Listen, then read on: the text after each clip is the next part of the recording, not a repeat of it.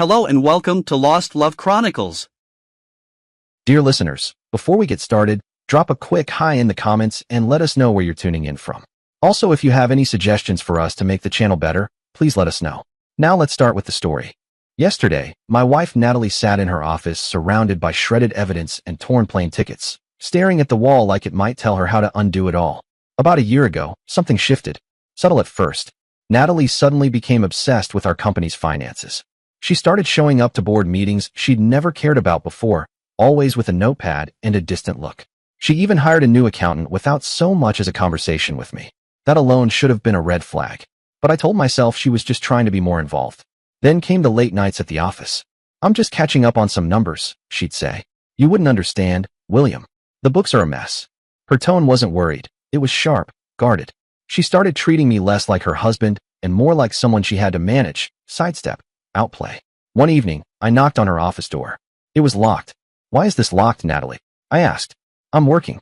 Just, please go," she said through the door, her voice strained.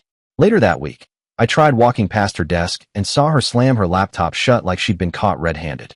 I stood there. "What are you hiding?" She didn't look at me. "Stop being paranoid, William. You've never cared about the numbers before. Let me do my job." But I did care. I had to. I noticed discrepancies in our accounts. Small ones at first, expenses that didn't make sense, vendor payments we never approved. I started looking deeper. That's when I found the emails. They were buried, but not gone, threads between Natalie and our CFO about Phase 3 of the restructuring. Except there was no Phase 3. We had no such project. The more I read, the colder I felt. She was referencing dates, documents, meeting times I had no recollection of, because they never happened. Then came the offshore accounts. She'd opened several in the Caymans, and I traced a pattern of transfers, small enough to avoid red flags, but frequent, methodical. Money from our joint business account was disappearing, masked through shell companies with names I didn't recognize. I became frantic when our company credit cards started getting declined. At first, I assumed it was a glitch. Then a vendor called me personally, asking why I'd authorized a bulk wire transfer from our payroll account. I hadn't. And then it hit me. She was documenting everything, setting up a paper trail that led directly to me. I found pictures of me signing what I thought were routine expense reports or vendor authorizations, only to realize later that my signature had been copied and placed on massive transfers. She'd hired someone to generate deepfake security footage, video of me supposedly in the office on weekend nights when I was actually home watching movies with her. I wasn't even there. I whispered to myself the first time I saw one of the clips. She looked up from her desk when I confronted her. "Why?" I asked. "Why go to this length?" Her face didn't change. "You wouldn't understand," she said quietly. "You've never understood what this business could become." I found forged documents with my name on them, authorizing transfers I never knew about. Emails sent from spoofed versions of my own account, greenlighting transactions I'd never seen. She even included falsified minutes from board meetings where I had supposedly voted for financial decisions I'd never heard of. She wasn't just stealing. She was building an airtight case that I was embezzling from our own company, complete with a trail of evidence that would have landed me in federal prison for decades. The scope of her betrayal was staggering. It hadn't been a spur-of-the-moment scheme. She'd been planning this for at least 3 years. 3 years of positioning herself as the concerned wife, the silent observer who just happened to uncover her husband's financial crimes. She'd consulted with divorce attorneys months in advance, laying the groundwork to paint herself as the innocent party, the victim of my criminal activities. Our life together, the vacations, the anniversary dinners, even the vow renewals, none of it was real. All of it was theater. She wasn't just smiling through it. She was calculating. Every toast, every kiss, every night in bed beside me while I slept, she was plotting how to destroy me. But the most devastating moment came when I found her secret laptop, hidden in the attic, tucked inside a box labeled Christmas lights. I don't even remember what I was looking for. Maybe I needed to see it with my own eyes. Maybe part of me was hoping I was wrong. I wasn't. The laptop was password protected, but she'd used the name of our dog from college, a creature she once cried over when he passed. I suppose the irony would have amused her. On that laptop were files, hundreds of them, meticulously labeled folders containing spreadsheets, offshore account details, fake ID templates, correspondence with her lawyers, and photos, dozens of them. Natalie, on a beach in Costa Rica. Natalie and Joey, her personal trainer, sharing wine by candlelight. Joey kissing her neck. Joey asleep in bed beside her. Love letters, the kind you don't write in the middle of a con unless you believe in the ending. They'd picked out a beachfront property under a fake identity. Plane tickets were booked 2 days after my planned arrest. She had it all figured out. The moment I was cuffed and thrown in a holding cell, she'd vanish. Reborn. They even had baby names. She was planning to start a new family at 52 with my money while I rotted in a prison cell. Seeing it didn't just break my heart. It shattered whatever was left of the man who still believed in her. I distanced myself, stopped sharing meals, moved to the guest bedroom. My replies became cold, clipped, one-word answers. I didn't yell, didn't accuse. Just froze her out like she wasn't even there. And that got to her. The silence unnerved her more than any confrontation could have. I remember her standing in the kitchen one morning, holding her coffee mug like it was a lifeline. "You okay?" she asked. I just looked at her. "Fine. You barely talk anymore." I shrugged. Not much to say. She stared at me a few seconds longer, then left without another word. And that's when the idea hit me. I wouldn't confront her. No. I'd drag this out. I'd let her feel the walls closing in. Let her unravel. Break her down inch by inch, just like she'd tried to do to me. It started small. Subtle. Every morning, Natalie would check her secret accounts from her locked office, usually around 7:15 sharp. Like clockwork. So I began adjusting things. I moved her coffee mug half an inch to the left. I changed the angle of her desk lamp by a few degrees. Switched 2 books on her shelf, titles she arranged alphabetically. She couldn't say anything. Not without sounding paranoid. But I watched. The first week, she started double-checking the locks. She'd close her office door, then open it again, check the deadbolt. Once, I stood in the kitchen and watched as she tested her office door 3 times before finally leaving for work. A few days later, she installed a new security camera in the hallway, thinking I didn't notice. I made sure to walk past the new security camera at exact intervals, 7:20, 7:35, 7:50. Like clockwork. Just enough to create a pattern she couldn't unsee. Something she'd obsess over. Something that would eat away at her when I wasn't in the room. At the office, I kept my distance, emotionally frozen, but made calculated moves. I scheduled private meetings with our CFO during her lunch breaks, fully aware she'd noticed them blocked on my calendar. She never asked, but I could see it in her eyes when we passed in the hallway. She was dying to know what we'd discussed. Then I had IT perform routine security updates on all the company computers. Harmless in theory. Standard protocol. But I knew what it meant for her. Panic. She started working later than usual. I'd hear her in her office muttering, folders clicking open and shut like she was trying to stay one step ahead of something she couldn't see. A few days later, I caught her backing up her laptop onto 3 different external drives. I watched through the barely open office door as she labeled them with little color-coded stickers. She thought she was being clever, hiding them in random places, behind the cereal boxes in the pantry, under the floorboards in the laundry room, one inside a hollowed-out copy of Great Expectations on the living room shelf. I knew where each one was. I touched nothing, just noted locations, photographed the setups. 2 weeks in, I stumbled on something that shifted everything. Joey, her personal trainer, wasn't just the side piece. He was a partner in this. I found receipts, bank transfers routed through one of her shell companies, listed as fitness consulting services. Monthly payments that would make an Olympic gold medalist blush. Joey wasn't just sleeping with my wife. He was profiting from the millions she'd stolen from the company I built. So I started going to the gym. Not every day, just often enough to disrupt the rhythm. I never looked at them. I'd do bench presses or run the treadmill on the far side of the room, always facing away. But my presence was like a siren. Their body language changed. The banter between them became whispers. Joey started fumbling with weights he normally tossed around like feathers. Natalie cut their sessions down from an hour to 30 minutes. She was cracking. And when the cracks started to widen, the mistakes followed.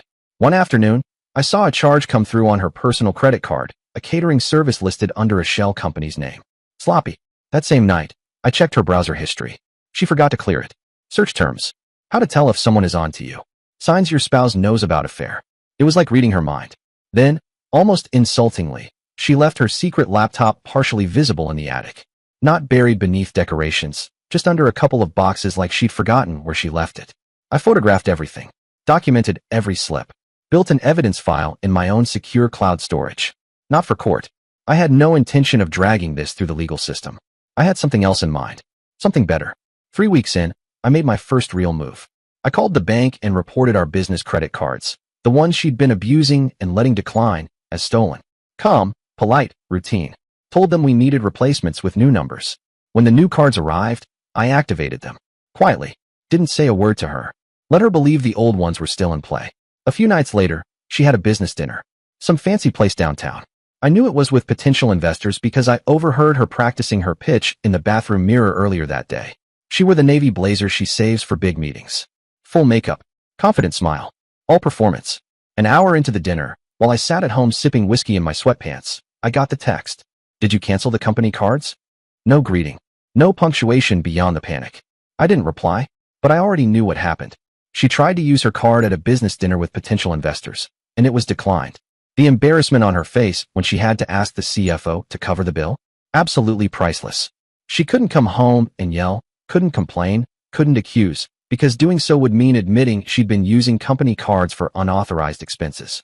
So she swallowed it, smiled through clenched teeth, and spiraled. Her behavior changed almost overnight. She started sleeping poorly, tossing and turning, waking up at all hours to check her phone. She'd sit at the edge of the bed scrolling for 10, 15 minutes, then walk down the hallway barefoot and silent, like some anxious ghost.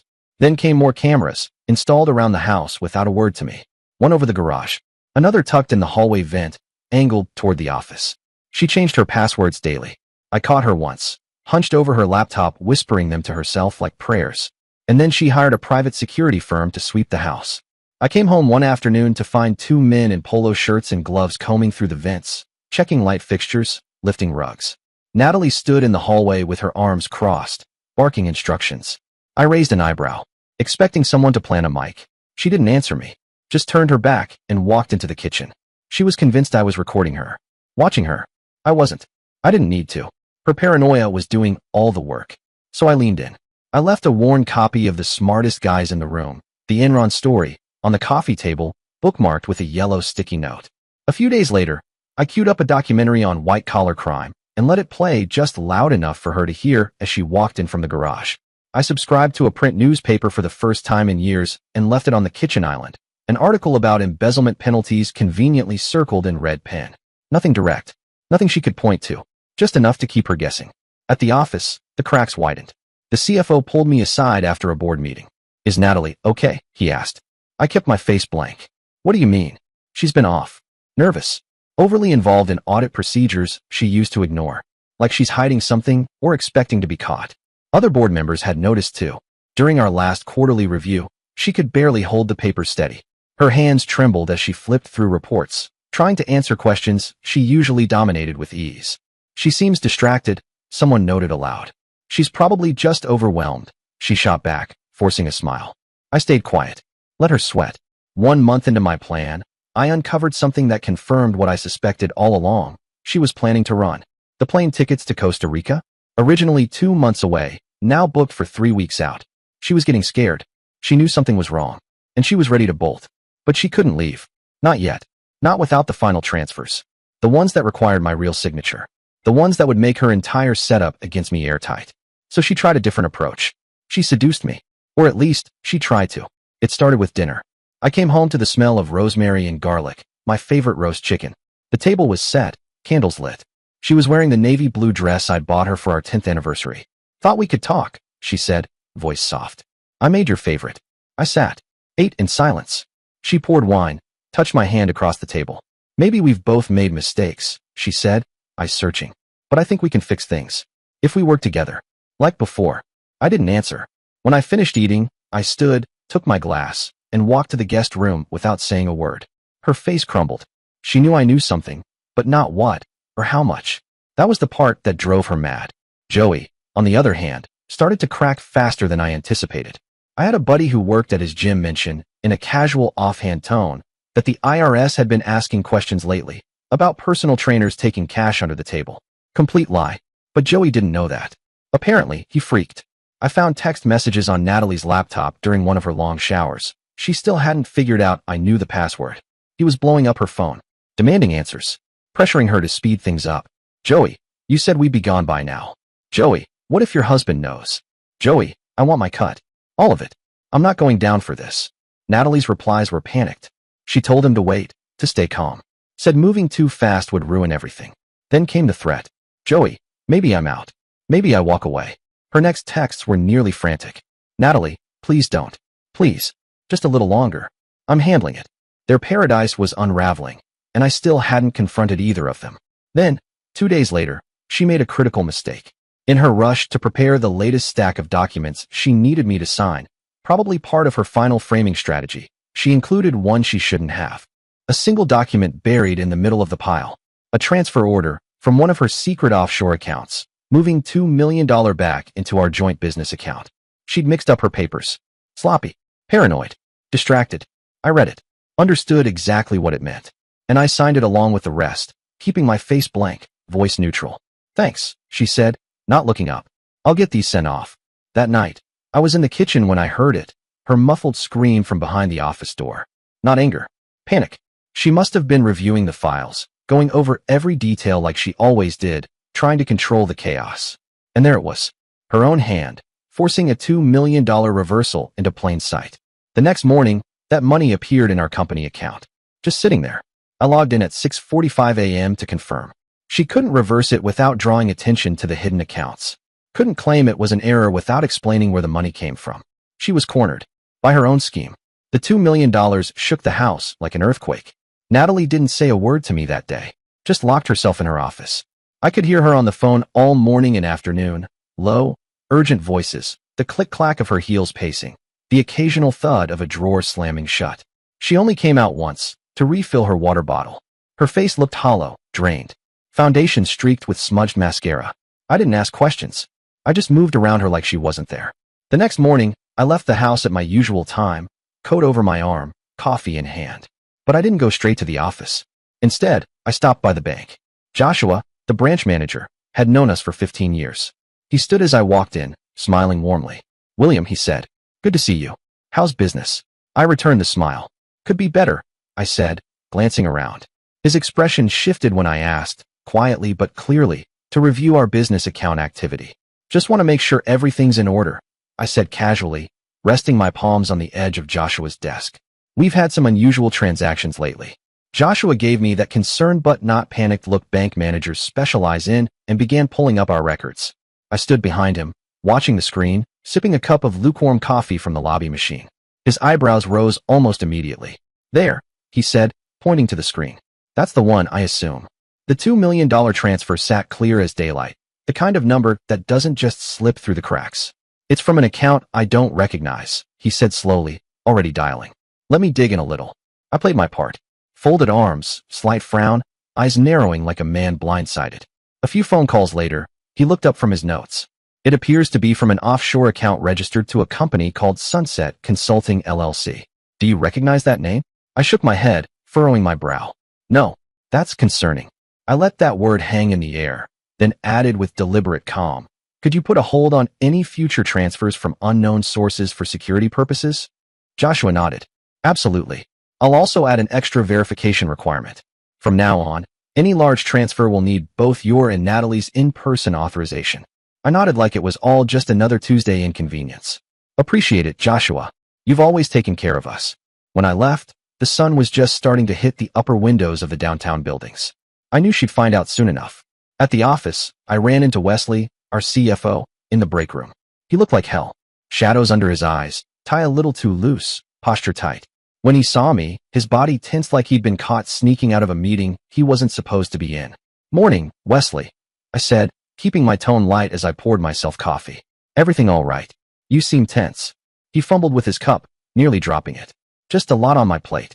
Natalie's been asking for detailed reports, every transaction from the last 3 years. It's time-consuming." I nodded sympathetically.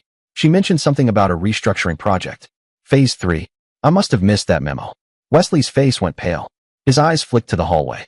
"Oh, it's a preliminary idea. Nothing concrete yet." His nervous energy was radiating off him in waves. He was in deep, but he didn't like it. I tucked that reaction away for later. There was more to dig out of Wesley eventually. That afternoon, my office phone lit up 6 times with Catherine's name. I let them all go to voicemail. The messages started composed, her voice tight, formal, carefully measured. But by the 6th one, her voice was cracking, rushed, barely coherent. Something about urgent financial matters. I deleted them all. No need to reward panic. Instead, I spent the rest of the day reviewing real contracts. Stable, above board. Reminding myself what clean business looked like. When I got home that evening, the scent of seared beef hit me before I even dropped my keys. Natalie was in the kitchen, attempting to cook. Again, the counters were covered in ingredients, puff pastry, mushrooms, herbs. She'd gone all out. Beef Wellington. The dish she only made on our anniversary or when she wanted to soften me before a difficult conversation. An expensive bottle of Bordeaux was already open. Candles lit. Jazz humming softly through the speakers. I knew what this was. A performance. She turned as I stepped in. Her eyes were puffy, but her makeup was fresh, like she'd been crying earlier and tried to cover it up. "We need to talk," she said immediately, her voice thin with strain. "About the business. About us. About everything." I walked past her without answering, poured myself a glass of water instead of the wine she'd clearly laid out for me, and sat down at the far end of the table. "I'm listening," I said. She took a breath, then launched into a carefully practiced monologue. "We've grown apart," she began. "I think the stress of running the company, it's taken a toll on both of us. The late nights, the constant pressure. I miss what we used to have." I said nothing. Let her fill the silence. She stepped closer. "I've been thinking, maybe we need to take a step back. Recharge. Reconnect." Her voice cracked just slightly on that last word. She reached behind her and pulled a slim folder from the counter. Slid it across the table toward me. "I've already booked tickets," she said. 2 weeks from now. Costa Rica. Just you and me. We could use the time to reconnect. Figure out our next steps." I opened the folder. 2 first-class tickets, just as she said. But the return date? Conspicuously absent. I closed the folder without a word and continued eating, methodically, like I hadn't just been handed a one-way escape plan funded by my own company's money.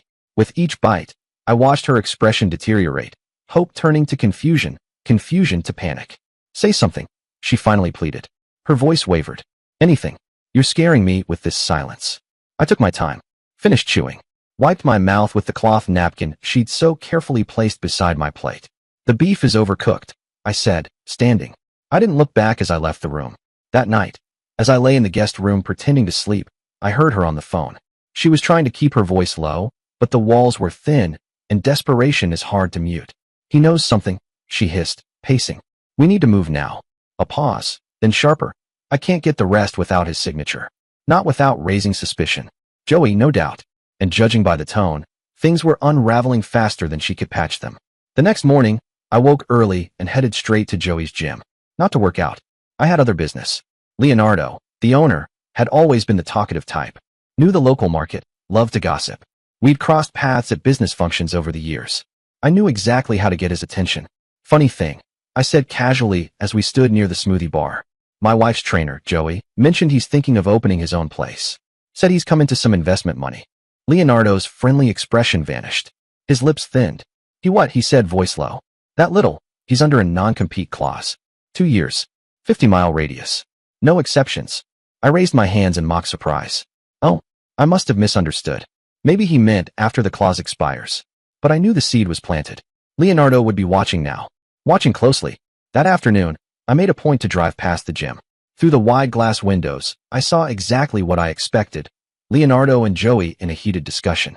Leonardo was gesturing furiously. Joey looked like a kid caught stealing from the register. Natalie's paranoia escalated even further after that. Motion sensors appeared in the hallway outside her office. She started carrying her laptop everywhere, kitchen, bathroom, even out to get the mail. She changed the locks again, this time to an electronic keypad system. High-end. Overkill. I responded by being aggressively normal. I resumed eating breakfast in the kitchen. I read the paper, commented on the weather. "Supposed to rain tomorrow," I said one morning, flipping a page. "That'll be good for the garden." She jumped slightly at my voice. I kept it up, asked about her day, mentioned something benign from the office. A funny memo, a printer jam, and that unsettled her more than my silence ever had. 3 days after the $2 million transfer, she tried a new approach. She came to my office, my space, accompanied by Wesley, who looked like he'd rather be anywhere else. "We just need a few quick signatures," she said with a too bright smile. "Routine stuff. Just updating some account authorizations." Her voice was polished, but her eyes were glassy. Too wide. I took the stack without a word, flipped open the first page, and began reading, line by line, carefully, while they waited. Hidden among the legitimate paperwork were 2 documents, thin, innocuous-looking, but lethal, buried just deep enough to seem routine. They would have granted Natalie sole authority over our international accounts. I read them twice, front and back, before setting them aside. "These need legal review," I said, tapping the pages with my pen. "I'll have our attorney look at them next week." Natalie's jaw tightened. Her smile didn't crack, but her voice did. "They're time-sensitive," she said quickly. We could lose important opportunities if we delay. Then we lose opportunities. I replied flatly, meeting her eyes. I don't sign anything without proper review anymore. New policy. Wesley shifted beside her, visibly sweating. He didn't say a word. Didn't need to. He knew. Those documents were critical to whatever version of the plan was still holding together by thread and tape. Without my signature, Natalie couldn't move the remaining money. Not without exposing everything. That night, I found more evidence of her unraveling. She'd been researching forged signature techniques, dark web forums, tutorials. She'd even bookmarked a 4chan thread titled Making Your Signature Match, Legal Gray Areas. She'd ordered pens, ink, specialty parchment, materials used for executive-level forgery. Amateur hour. And the best part? She had them shipped to our home. Not a P.O. box. Not a safe drop site. I intercepted the package the next day, opened it in the garage, removed the contents, pens with pressure-sensitive nibs, archival-grade signature paper, a fingerprint smudge kit, and replaced them with a bundle of boring, generic office supplies. Post-it notes, paper clips, a Sharpie that barely worked. Then I resealed it, dropped it on her desk like I hadn't even noticed. Meanwhile, Joey was being squeezed from every side. Leonardo had cut his hours at the gym, citing performance concerns. The fake IRS story I planted was still haunting him. He kept Googling unreported cash income jail time from what I could tell by the open tabs on Natalie's browser. He was losing sleep, and Natalie's panic wasn't helping. She was demanding patience, even as her own timeline collapsed. So I tightened the noose. I hired a private investigator. Not to actually investigate Natalie. I didn't need that. I already knew everything. No, this was for her benefit. A little performance. I met with the investigator, an old actor friend, at a coffee shop 2 blocks from our office. I made sure she saw us. I even timed it to coincide with her usual mid-morning Starbucks run. I leaned in close, nodded gravely. My friend wore a tailored suit, carried a leather folder, sipped black coffee like it was arsenic. Natalie walked by once, then again 10 minutes later. By that afternoon, she was in full defensive mode. She checked her car 3 times that evening, used a flashlight to look beneath the bumper. She swept her office twice, door locked, shades drawn, and even unplugged her computer tower like it might bite her. The psychological warfare was burning through her carefully constructed mask, and it was working. On both of them. Joey showed up at our house that Friday night. No warning, no subtlety. I opened the door. There he was, sweating, twitchy, shirt wrinkled like he hadn't changed all day. Joey, I said, smiling with polite confusion. Bit late for a training session, isn't it? He blinked, caught off guard. I left my gym bag here. I think. Did you? I said, tilting my head. Natalie's in her office. Should I get her? He hesitated. Yeah, that'd be great. I turned and walked slowly, deliberately slow, down the hall. Natalie, I called. Joey's here. Says he left something. I stayed close. Leaned against the hallway wall just outside the door as they spoke. No closed doors tonight. Whatever he wanted to say, he couldn't. Not with me 5 feet away. 5 minutes later, he left. No gym bag in hand. Just the same wild-eyed panic he arrived with, only deeper now. More agitated than when he'd arrived. Natalie's mistakes multiplied. She slipped up badly. An email, meant for Joey, wound up in our company's general inbox. I was in the office early, as usual, caffeine in hand, sorting through our incoming communications, when I saw it. A message with no subject line, addressed simply to Jay. Curious. I opened it. And there it was. Clear, damning, detailed. Language like phase-out timeline, wire transfer completion, and worst of all, specific dollar amounts that perfectly matched the missing funds we'd been tracking. My stomach tightened. Not from surprise, just from how carelessly she'd let the mask slip. I could have forwarded it to the board, to our legal team, to the bank. But no, that's not how this game ends. Not yet. Instead, I printed it. Just one clean, unmarked sheet of truth. That night, after she went to bed and shut her door, I walked in, silent as breath. No note. No confrontation. Just the printed email, placed squarely on her pillow. I waited in the hallway, brushing my teeth, when I heard it. A gasp. Loud. Genuine. Then rustling. Followed by frantic tearing. Paper shredding. I walked to the guest room and turned out the light.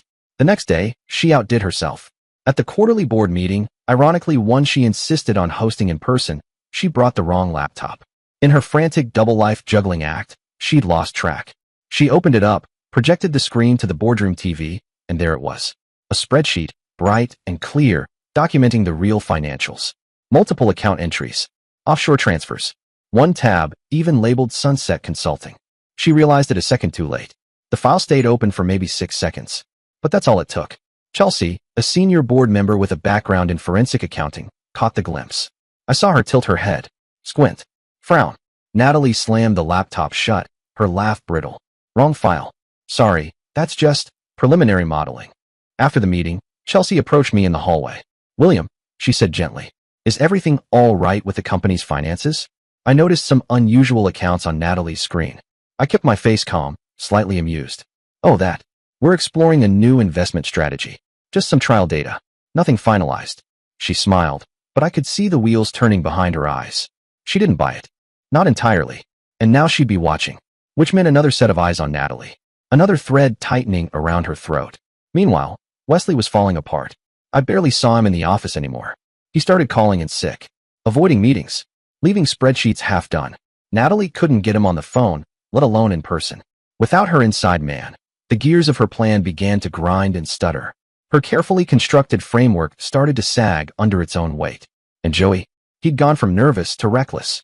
The gym cut his hours. Performance issues, Leonardo said. Probably a combination of exhaustion and paranoia. The fake IRS story was still echoing in his brain. He started showing up at her legitimate office, not bothering to disguise it. Calling her during business hours, shouting on the phone loud enough to turn heads. Their discretion was officially dead. I watched it all unfold without lifting a finger. But behind the scenes, I was far from passive. I maintained my psychological campaign, adding new elements daily. I subscribed Natalie to every fraud prevention newsletter I could find. 10 red flags in embezzlement cases. How prosecutors build financial crime cases. Her inbox began to swell with reminders of the very trap she'd set for me. I left business cards for forensic accountants in places she'd find them. Her jewelry drawer, the glove compartment, even inside the book she kept on her nightstand. I bookmarked articles about white-collar crime and prison sentencing on our shared home computer. Made sure they were the first things she saw when she opened the browser. Then, one morning, I moved every one of her hidden backup drives. Not far, just an inch. Still tucked in socks and cereal boxes and coat linings, but just enough to let her know. I know where they are. She spent the entire next day spiraling, creating new backups, finding more obscure hiding places. Her hands trembled when she touched the coffee pot. She flinched when the microwave beeped. We were 2 weeks out from her planned Costa Rica escape, and Natalie was unraveling. She'd lost weight. Her cheekbones were sharp. Her eyes, once meticulous and calculating, had grown wide and hunted. She'd installed so many motion sensors and smart locks in the house that she was now tripping them herself. Twice that week, she'd set off alarms in the middle of the night. Joey, bless his fragile little heart, had reached his breaking point. He gave her an ultimatum via text. 48 hours, or I'm done. I want my share. You promised. Their paradise? Crumbling. I read it all from her phone, unlocked and left carelessly on the bed while she showered, desperate to stay plugged into her escape plan. She wasn't careful anymore, because fear kills precision. Then Wesley broke. He showed up in my office without knocking, shirt damp with sweat, hands shaking. He looked like a man on the edge of a cliff who'd just realized he can't fly. I can't do this anymore, he stammered, voice cracking. She said it was a victimless crime. Family money. That it'd all be clean by the time anyone noticed. I folded my hands. Didn't speak. Let him dig. She promised me a cut. Said I'd be free after this. But it's all falling apart. And he swallowed. I'll testify. To all of it. Just, please don't ruin me. I didn't know it would go this far. I leaned back in my chair. Studied him. You'll continue playing along, I said quietly. But you report everything to me. Every meeting. Every document. Every change. He nodded. Too fast. Too desperate. Yes. Yes, anything. I'll do whatever you want. And just like that, Natalie's last loyal pawn became my informant. With Wesley feeding me the final pieces, I learned the full scope. She planned to drug me at a farewell dinner, slip a sedative into my wine, steal my passwords while I was unconscious, and complete the final transfers from my device. She had already purchased the sedatives, hid them in a vitamin bottle. I made my move, swapped the pills with harmless vitamin C, installed hidden cameras in the dining room, synced the feeds to a secure cloud drive. When she executed her plan, I'd have everything: video, audio, physical evidence. The night came. Natalie made an elaborate meal, veal osso buco, a bottle of aged Chianti, candles. She wore red. Her hands shook as she stirred. Her phone buzzed every few minutes. Joey, checking in. He was waiting at the airport with fake passports and new names. At the table, she poured the wine, made a point to hand me a specific glass. I took it with a smile, brought it to my lips, drank deeply, or seemed to. In truth, I let most of it spill into the planter behind me while her back was turned. As the meal went on, I started to slouch. Blink slowly. Rub my eyes. Her eyes lit with hope. She bit her lip to hide the grin. Then I went limp, slouched in my chair like a sedated fool. She wasted no time. Darted to my side. Checked my pulse, performance-worthy, and rifled through my wallet. There, exactly where I'd left them, were the passwords. Fake ones. Ones that would immediately trigger security alerts. She snatched them and ran to her office. I heard her before I saw her. The furious clacking of keys. Her breath sharp and shallow. Then the inevitable. Beep, beep, beep. Account locked. Her scream ripped through the house, raw, feral, and desperate. She stormed back into the dining room, where I lay unconscious in my chair. Wake up, she hissed, grabbing my shoulders and shaking me. William, wake up. The passwords don't work. What did you do? I let my head loll. Let my arms hang uselessly. Eyes fluttering, breath steady but sluggish. She cursed. Then she pulled out her phone. Joey, she muttered, breath hitching. Pick up, pick up. She didn't even realize she'd put him on speaker. What now? He barked, annoyed, the call connecting immediately. The passwords don't work, she said, voice breaking. He must have changed them. I can't get into the accounts. What do we do? There was a pause. Then Joey's voice, flat and cold. I'm done, Natalie. This was supposed to be simple. You said you had it all figured out. Her voice cracked. You can't leave me. We're so close. The money is there. I just need access. Another pause. There is no we anymore. His voice cut like ice. I'm keeping what you already gave me. Compensation for this mess. Don't contact me again. Click. The line went dead. She just stood there, phone trembling in her hand, face blank. Then her knees buckled. She dropped into the dining chair across from me, shoulders shaking as sobs spilled out. Messy, choking, unfiltered. 3 years of scheming. A lover gone. The plan in ruins. And me? Still asleep. I waited. Let her marinate in it. An hour passed. I finally stirred. Let out a groggy groan. And an NGH. What happened? I mumbled, rubbing my eyes, pretending to stagger as I stood. She leapt up, eyes wide with forced concern. You had too much wine, she said, voice too high. You passed out at the table.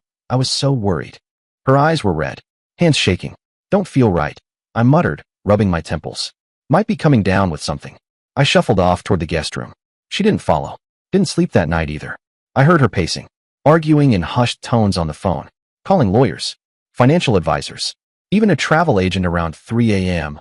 I only knew because I checked the caller ID logs. But it was too late. The news had already tightened.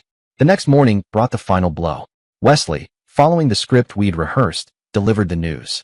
The board had called for an emergency audit. All accounts would be frozen, pending review. I was in the kitchen when Natalie appeared. Hair tangled, face pale, no makeup. She didn't try to pretend anymore. She walked right up to me, bare feet on the tile, and whispered, You know, don't you? I stirred my coffee calmly. Know what, Natalie? That you've known. This whole time. I took a long, slow sip. Looked her in the eyes.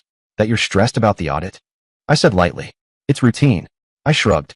Nothing to worry about, if everything's in order.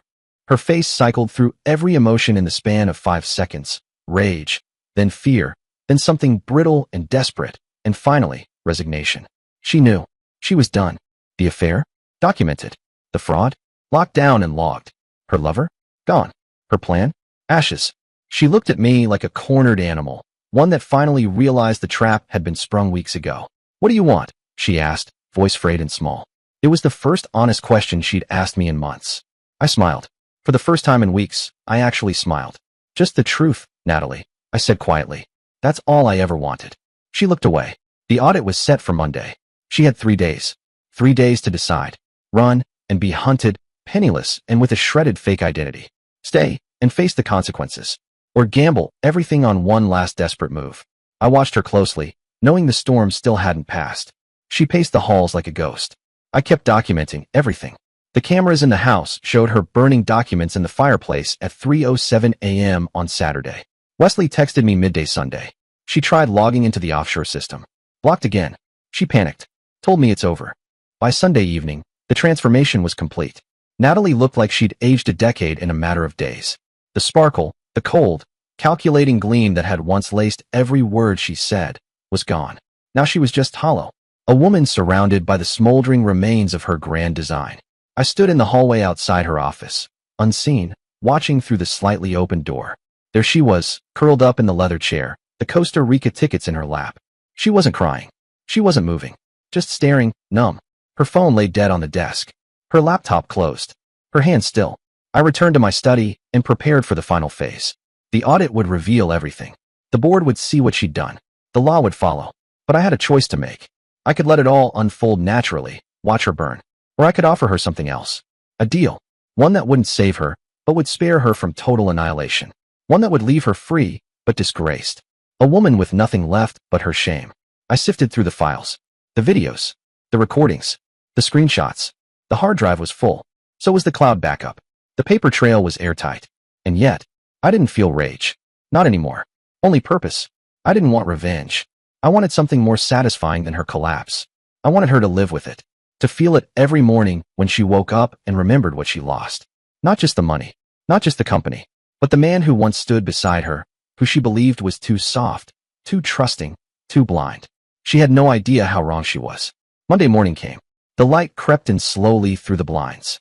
I sat in my study in silence, sipping black coffee. The evidence spread before me like a general's war map. And still, she hadn't moved. She hadn't slept, hadn't eaten, hadn't left her office. She was waiting, waiting for the crash she could no longer outrun, for the judgment she'd once planned for me to suffer. Her carefully constructed house of cards, shell companies, doctored documents, forged love, was already tumbling down. All that remained was the final collapse. I dressed carefully that morning. Not for the audit. Not for the board. For the theater of it. Navy suit. Crisp white shirt. Gold cufflinks she gave me on our 5th anniversary when I still believed in us. Today would be the end of a long and bitter game. Justice, not with fury or fists, but with precision. With quiet, undeniable evidence. The same precision she'd tried to use to ruin me. When I stepped into the kitchen at 5 a.m., the sky outside was as overcast as the silence inside our home. Natalie sat at the table, surrounded by shredded paper and the stench of stale coffee. Her laptop screen glowed with the cold blue of a login page, locked, like everything else she'd once controlled. I poured myself a glass of orange juice. Sat across from her. She looked up slowly. Her face was bare, no makeup, no mask. Just tired eyes. Bloodshot. Hollow. For the first time since I'd known her, she looked defeated. The audit team arrives at 9. I said, keeping my voice light, casual. Chelsea called yesterday. She's bringing 2 external accountants. Her fingers twitched. She closed the laptop with a snap, but her hands trembled. Then she stood too fast and knocked over her coffee. The dark liquid spread like rot across her stack of half-burned documents. She didn't even try to stop it. I didn't move either. She walked away, slowly, toward her office. Probably for the last time as my wife. Or my partner. Through the doorway, I saw her yanking open drawers, stuffing USBs and files into bags, into folders, into her purse. Still clinging to the illusion she could control any of this. Still fighting a war she'd already lost. At exactly 7 a.m., the doorbell rang. Wesley. Natalie answered it. I heard her gasp, just a sharp inhale, but it said everything. He looked terrible. His shirt was rumpled. Tie missing. Deep bags under his eyes. His stubble was several days past professional. We need to talk, he said, and pushed past her into the living room. Natalie tried to stop him. I stayed seated in the kitchen, reading emails that didn't matter, pretending not to listen while hearing every word. I can't do this anymore, Wesley said. His voice cracked like glass. Natalie's heels clicked behind him, her voice rising. You can't, she said. Wesley, please, we had a deal. You're implicated too. I don't care anymore, he snapped. I have kids, Natalie. I can't look them in the eye knowing what I've done. I've already called my lawyer. I'm telling them everything. Offshore accounts, shell companies, every last piece of it. Footsteps moved toward the kitchen. Wesley appeared in the doorway.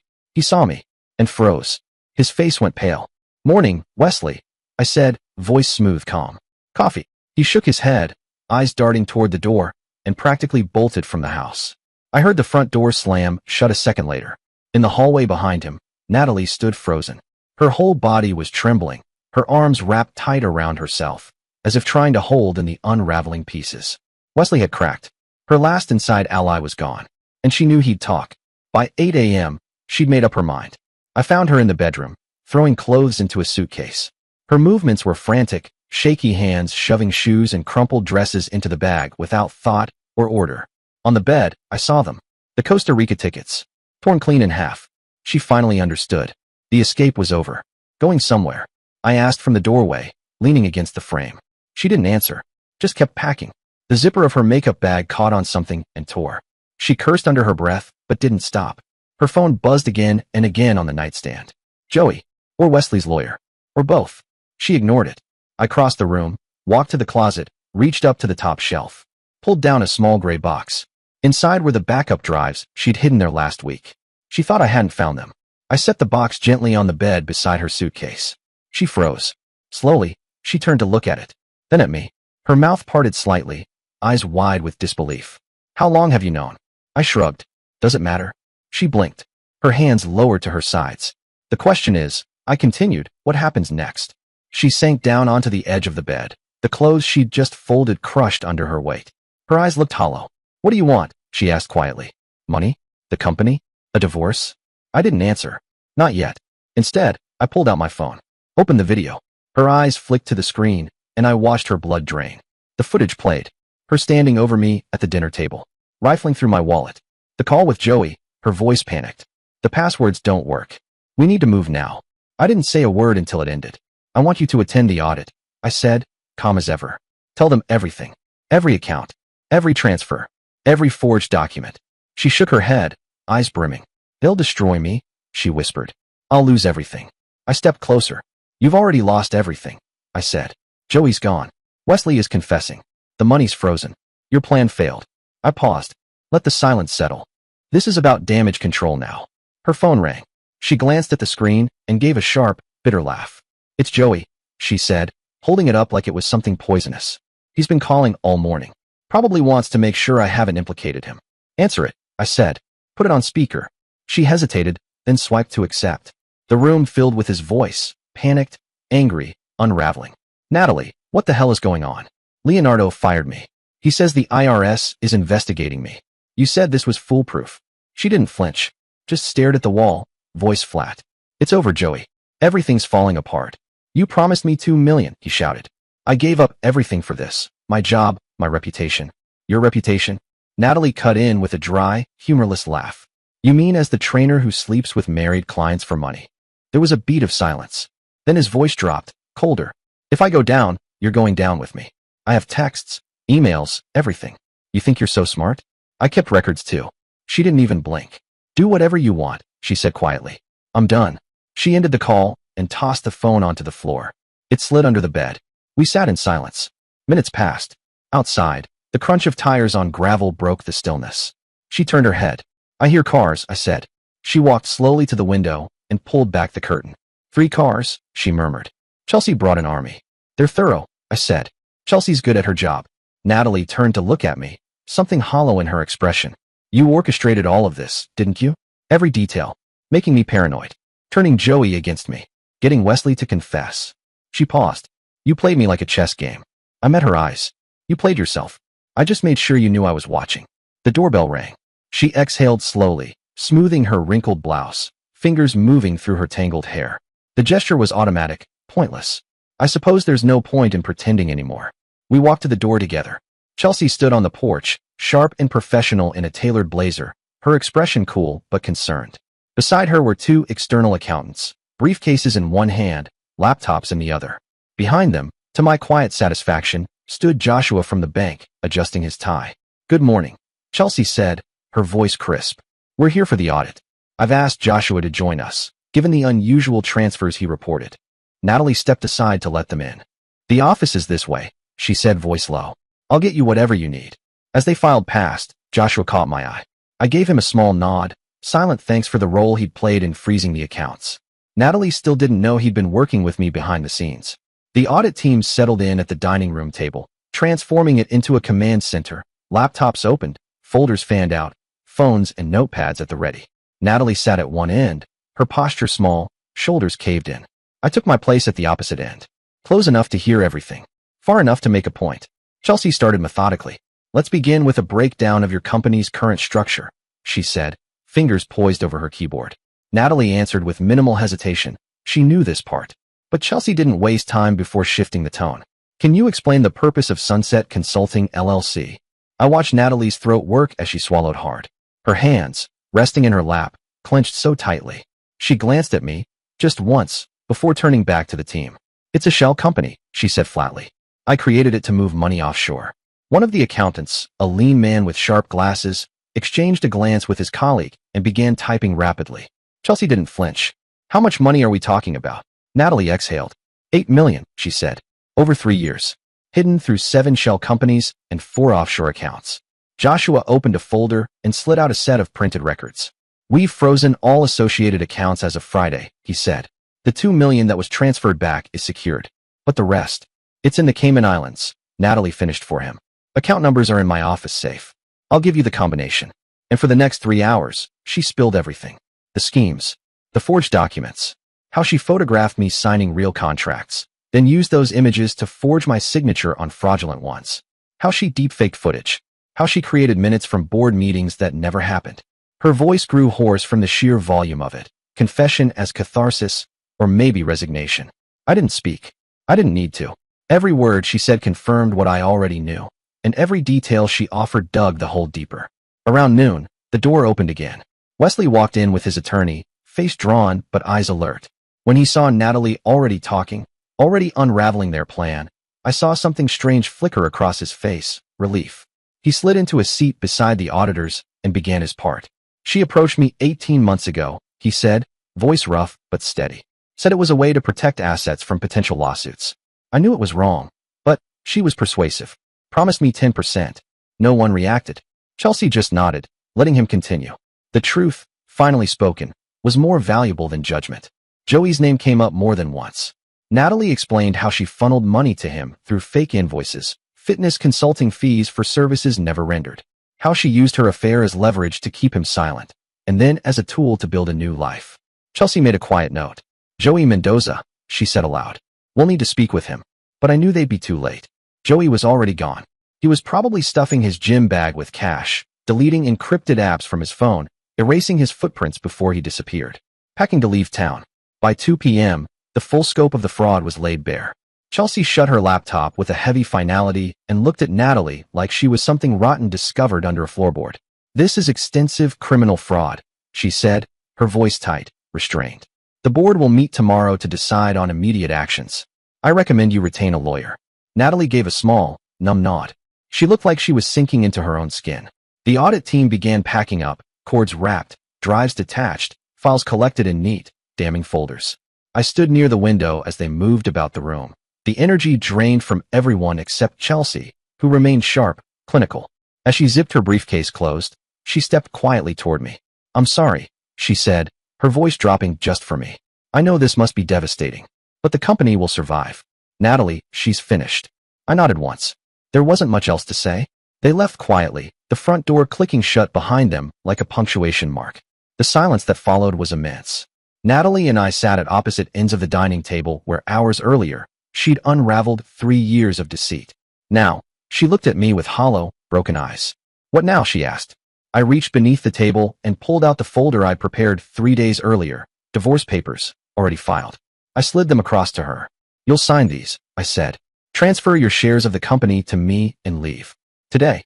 She stared at the folder for a long time before reaching for it with shaking hands. Where will I go? She whispered. I stood. That's not my concern anymore, I said coldly. But I suggest somewhere far from here. The board will likely pursue criminal charges. She signed without opening the folder. Her signature was jagged, crooked, but legal. Then she stood, pressing the papers to her chest like she needed something to hold herself together. For what it's worth, she said, not looking at me, I'm sorry.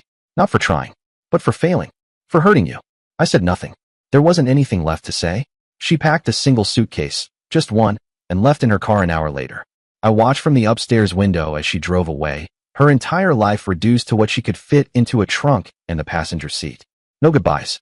No second glance. The house felt different without her. Lighter. Not peaceful. Not yet, but emptied of the rot. That evening, I called a locksmith. Changed every lock. Windows too. I wasn't taking chances. I also brought in a cleaning service to go through her office. Professional, discreet, efficient. They boxed up everything, separating what was clearly personal from what might be evidence. Among the things they found were more backup drives, additional forged documents, and something I hadn't expected, a journal. Detailed, meticulous, filled with her thoughts, timelines, projections. She'd documented her entire plan like it was a business strategy. Cold, clinical, proud. I boxed it all and sent it to Chelsea for the investigation. That night, Wesley sent an email resigning from the company. No ceremony. No farewell drinks. Just a flat message, effective immediately. I'll cooperate fully with the investigation. He'd testify, in exchange for leniency. And Joey? Joey disappeared like vapor. Leonardo from the gym told me he hadn't seen him since the audit. Said Joey had come in, cleared out his locker, and vanished. Didn't even collect his final paycheck. The next morning, the board convened an emergency meeting in the conference room Natalie once considered her stage. But this time, all eyes were on me. I presented everything, organized, undeniable, lethal.